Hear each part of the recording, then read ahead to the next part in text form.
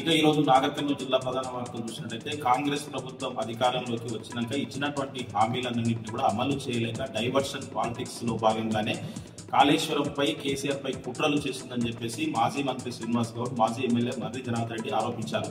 ఈ రోజు BRS party ఇచ్చినటువంటి నిరసనలకు పిలుపుగా నాగర్ కర్నూలు జిల్లా కేంద్రంలో బీఆర్ఎస్ శ్రేణులతో కలిసి మాజీ ఎమ్మెల్యే మర్రి జనార్దన్ రెడ్డి ఆధ్వర్యంలో పట్టణంలో భారీ నిరసన ర్యాలీ నిర్వహించి అనంతరం అంబేద్కర్ చౌరస్తా వద్ద కూడా నిరసన తెలిపినటువంటి పరిస్థితి కనిపించింది.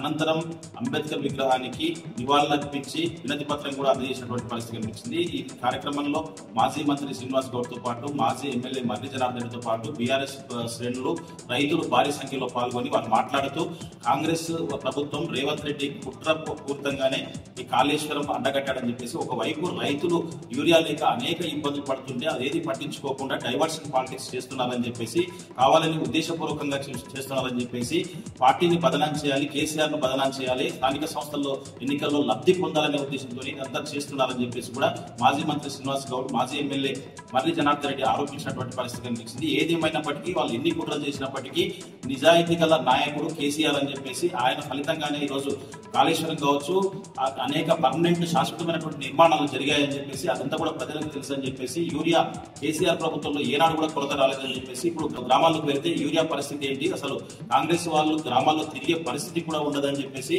స్థానిక సంస్థలే దానికి సాక్ష్యంగా నిలబడతాయని చెప్పేసి కూడా వాళ్ళు హెచ్చరించినటువంటి పరిస్థితి కనిపించింది. ఏదేమైనప్పటికీ రాబోయే రోజుల్లో బీఆర్ఎస్ పార్టీ అధికారంలోకి వస్తుందని చెప్పేసి ప్రజలంతా కూడా పూర్తి స్థాయిలో కాంగ్రెస్ అధికారంలోకి ఉంటే ఎట్లా ఉంటుంది పరిస్థితి మరొకసారి రుజువైందని చెప్పేసి వాళ్ళు చెప్పినటువంటి పరిస్థితి కనిపించింది. ఈ నిరసన ర్యాలీకి భారీ ఎత్తున కాంగ్రెస్ కు వ్యతిరేకంగా వచ్చినటువంటి బీఆర్ఎస్ నేతలు కావచ్చు, రైతులు కావచ్చు భారీగా నినాదాలు చేసినటువంటి పరిస్థితి నాగర్ కర్నూలు జిల్లా కేంద్రంలో ఈ రోజు కనిపించింది.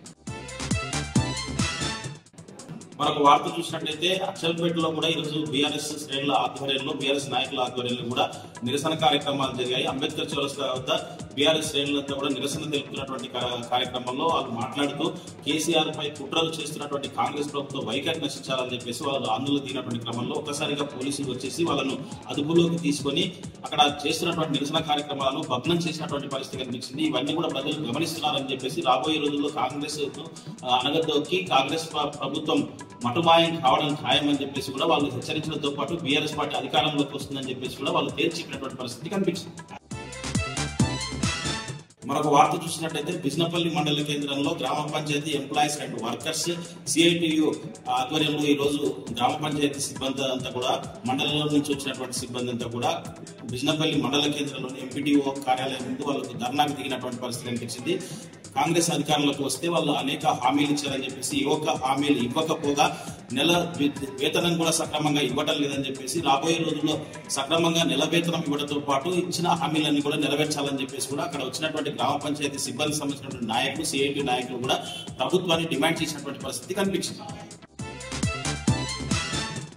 మరొక వార్త చూసినట్లయితే నాగర్ కర్నూలు జిల్లా బెల్దండ మండల కేంద్రంలో బీఆర్ఎస్ పార్టీకి సంబంధించిన యూత్ ఆధ్వర్యంలో మీడియా సమావేశం ఏర్పాటు చేశారు. ఈ సందర్భంగా యూత్ అధ్యక్షుడు జంగిల్ యాదగిరి మాట్లాడుతూ కాంగ్రెస్ ప్రభుత్వం వచ్చినప్పటి నుంచి రేవంత్ రెడ్డి కుట్రపూరితమైనటువంటి రాజకీయాలు చేస్తున్నారని చెప్పేసి, కేసీఆర్ గతంలో చేసినటువంటి అభివృద్ధిని ఓర్చుకోలేక దానిపైన పగబట్టి కాళేశ్వరం అని రకరకాలుగా విభిన్న భేదాలతో ఆయన రాజకీయం చేస్తూ రాజకీయ కోణంలో ఆలోచన చేస్తున్నాడు తప్ప ఇచ్చినటువంటి హామీలు ప్రజలకు నెరవేర్చాలనే ఏ కోశాల కూడా రేవంత్ రెడ్డి ఆలోచన చేయట్లేదని చెప్పేసి, ఇది ఇట్లే కొనసాగితే ప్రజలంతా కూడా అర్థం చేసుకొని రాబోయే రోజుల్లో రేవంత్ రెడ్డి ప్రభుత్వంపై తిరగబడే రోజులు వస్తాయని చెప్పేసి యూత్ అధ్యక్షుడు జంగిల్ యాదగిరి రేవంత్ రెడ్డి ప్రభుత్వాన్ని హెచ్చరించినటువంటి పరిస్థితి కనిపించింది. ఈ కార్యక్రమంలో పలువురు యూత్ సంబంధించినటువంటి బీఆర్ఎస్ నాయకులు, కార్యకర్తలు పాల్గొన్నటువంటి పరిస్థితి కనిపించింది.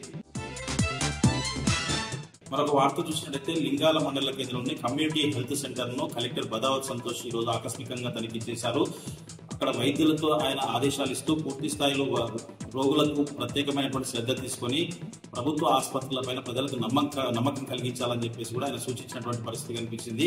వాళ్ళు వార్డులలో కలిగిరుతూ అక్కడ ఉన్నటువంటి రికార్డులను పరిశీలించారు. ఏ వైద్యులు కూడా రోగుల పట్ల నిర్లక్ష్యం వహిస్తే కఠిన చర్యలు తీసుకుంటామని చెప్పేసి కూడా కలెక్టర్ బదావత్ సంతోష్ సంబంధిత సిబ్బందిని హెచ్చరించినటువంటి పరిస్థితి కనిపించింది.